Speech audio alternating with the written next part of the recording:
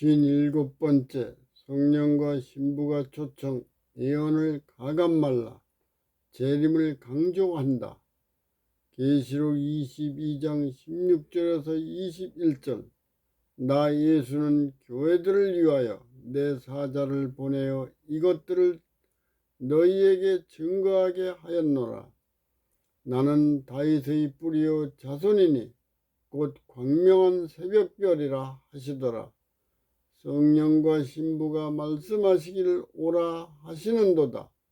듣는 자도 오라 할 것이요 목마른 자도 올 것이요 또 원하는 자는 값없이 생명수를 받으라 하시더라.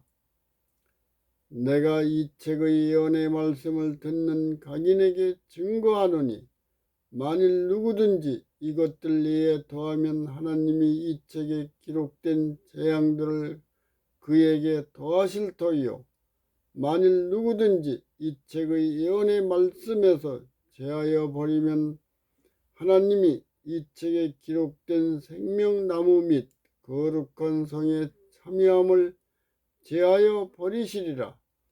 이것들을 증거하시니가 가라사대 내가 진실로 속히 오리라 하시거늘 아멘. 주 예수여 오시옵소서.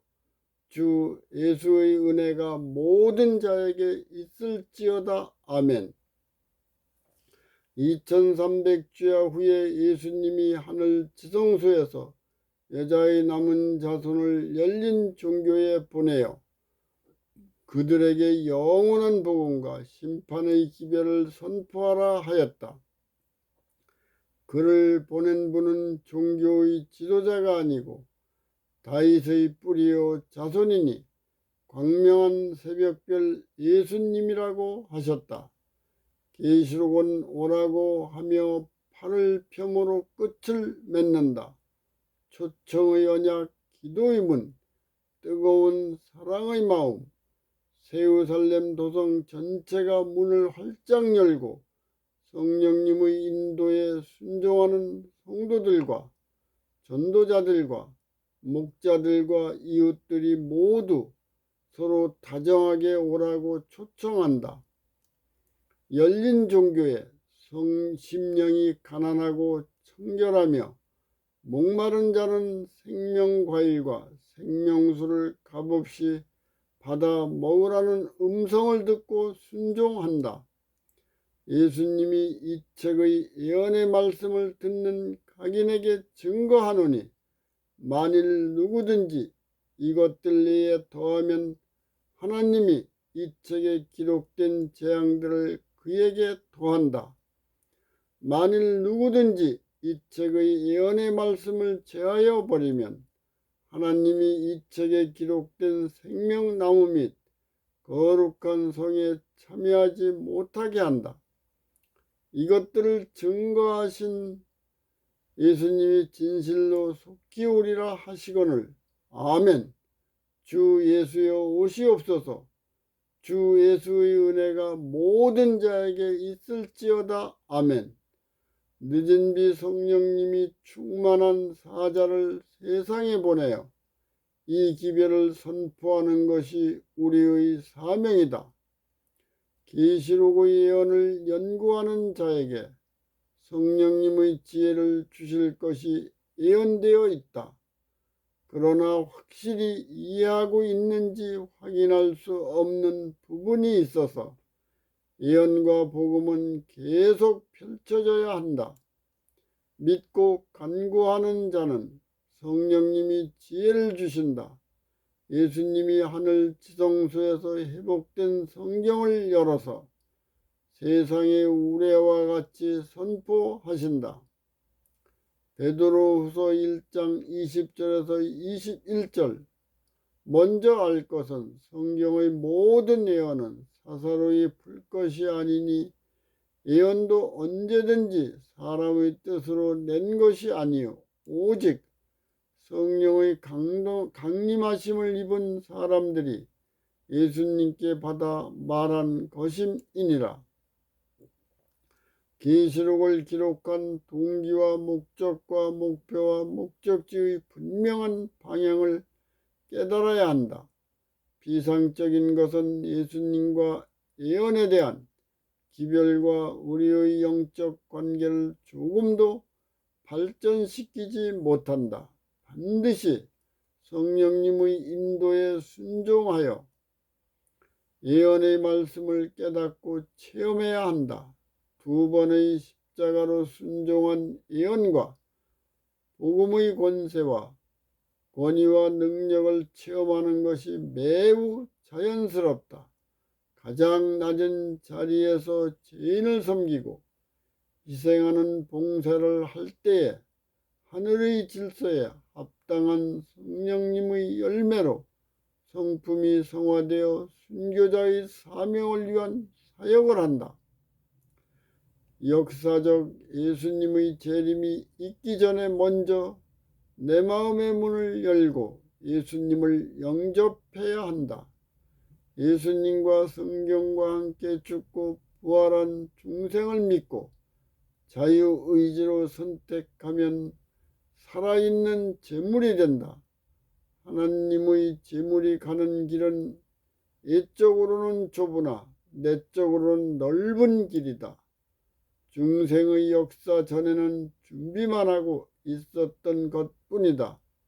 평생을 인간의 방법대로 준비만 하다가 생을 마치는 자도 많다. 평생을 성령님의 인도하는 방법대로 준비하려고 노력해보지도 않고 생을 마치는 자도 있다.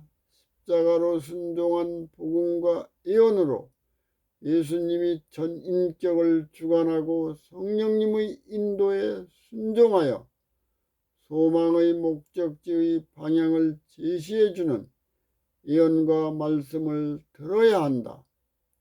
예수님이 내 안에서 마음과 생각과 육신으로 이루시려는 뜻이 무엇일까? 내가 어떻게 해야 하나님이 원하시는 대로 사역을 할 수 있는지 성령님의 인도를 간구하는 것이 우리의 간절한 질문과 기도가 되어야 한다. 신성과 인성이 연합하면 인류에게 필요한 만나와 생명수를 준다. 왜곡하는 자는 인류가 필요한 것을 착취한다. 하나님의 예언을 성령님의 지혜로 꾸준히 연구해야 한다. 이러한 자들은 열려지는 재림의 길을 향해 계속 전진할 것이다. 예수님과 누가는 재림의 시기에 대하여 기록하였다. 마태복음 24장 36절, 사도행전 1장 7절. 그날과 그때는 아무도 모르나니 하늘의 천사들도 아들도 모르고 오직 아버지만 아시느니라. 때와 기간은 아버지께서 자기의 권한에 두셨으니 너희의 알 바 아니요. 예수님, 요한, 다니엘, 누가는 재림의 징조에 대해 기록하였다. 계시록 6장 12절에서 13절, 마태복음 24장 29절, 여섯째 인을 뗄 때에 지진과 해가 흑암이 되고 달이 피 같은 징조는 1260일과 연관이 있다. 하늘의 별들이 떨어지는 상징은 다니엘 8장 14절 2300주야 하늘 지성소 중보와 관계가 있다. 계시록 13장 1절에서 14장 13절 음녀의 정체와 새천사의 복음이 세상에 선포된다. 마태복음 24장 14절 이 천국 복음이 모든 민족에게 증거되기 위하여 온 세상에 전파되리니 그제야 끝이 오리라. 사도행전 1장 8절 오직 성령이 너희에게 임하시면 너희가 권능을 받고 예루살렘과 온 유다와 사마리아와 땅끝까지 이르러 내 증인이 되리라. 예수님과 바울은 재림의 직전 영적 혼수 상태를 기록하였다. 마태복음 24장 37절에서 39절 노아의 때와 같이 인자의 임함도 그러하리라. 홍수 전에 노아가 방주에 들어가던 때까지 홍수가 나서 다 멸하기까지 깨닫지 못하였으니 인자의 임함도 이와 같으리라. 재림의 정점에는 무제한의 욕망과 정욕과 탐욕이 충만한 자가 다양한 전문가와 연합하여 최악의 위기를 만든다.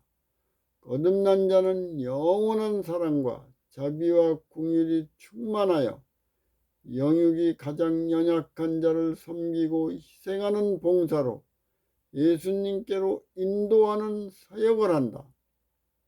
데살로니가전서 5장 3절 편안하다 안전하다 할 그때에 잉태된 여자에게 해산의 고통이 이른과 같이 멸망이 저희에게 이르리라.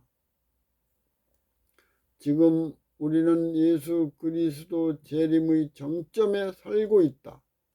계시록 3장 14절에서 22절 마지막 단계인 라오디게아 교회의 시대에 살고 있다.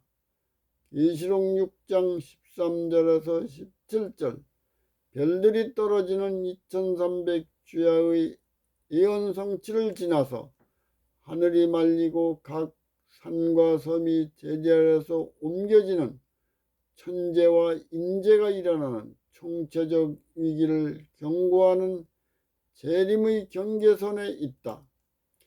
계시록 11장 14절에서 18절 둘째 화가 1260일 정점에 있었다. 그 후에 셋째 화가 미치는 6과 7 나팔 사이에 7 재앙과 연관된 열국들이 마지막 열정과 정욕과 분노를 터뜨리는 시대에 살고 있다. 계시록 13장 11절에서 18절 십자가로 순종하는 율법을 선택한 성경을 예수님이 하늘 지성소에서 밝히시는 것을 불의로 왜곡한 열린 종교와 정부가 연합하여 짐승의 우상에게 경배하게 한다. 마음과 생각과 육신의 회복이 불가능한 불치병의 시대에 살고 있다. 계시록 14장 1절에서 7절 하늘 지성소에서 예수님이 회복된 성경을 밝히시고 여자의 남은 자손이 세상에 선포한다. 첫째 천사가 영원한 복음과 심판의 기별을 인류에게 선포한다. 십자가로 순종한 예수님과 성경의 예언과 복음을 새롭게 인지한다. 영적인 가치의 기독교관과 세계관과 우주관으로 영적 부흥과 개혁이 일어난다.